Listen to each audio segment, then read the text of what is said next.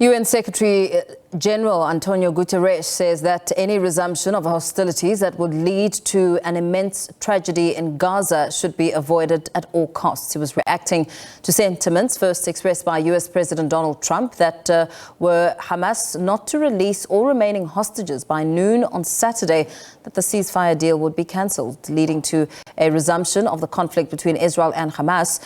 Israeli Prime Minister Benjamin Netanyahu has since echoed Trump's view on the release of all hostages, warning that the Israeli military would return to intense fighting in Gaza until Hamas was finally defeated. We want to make sure that the hostages are released, but certainly we also want to make sure that both sides fully abide by their commitments in the ceasefire agreement.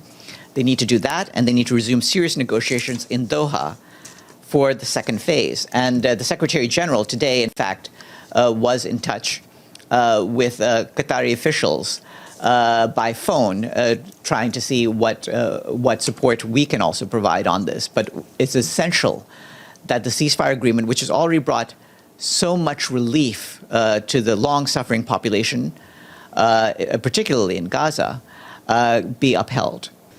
It's a tremendous concern if the ceasefire does not last.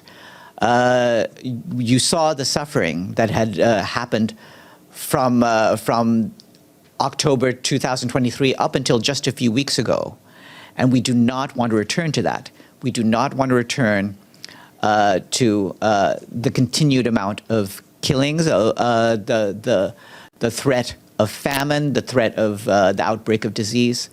So all efforts need to be made to make sure that this ceasefire, which has been precious to the people of the region and indeed of the wider Middle East, that ceasefire is maintained.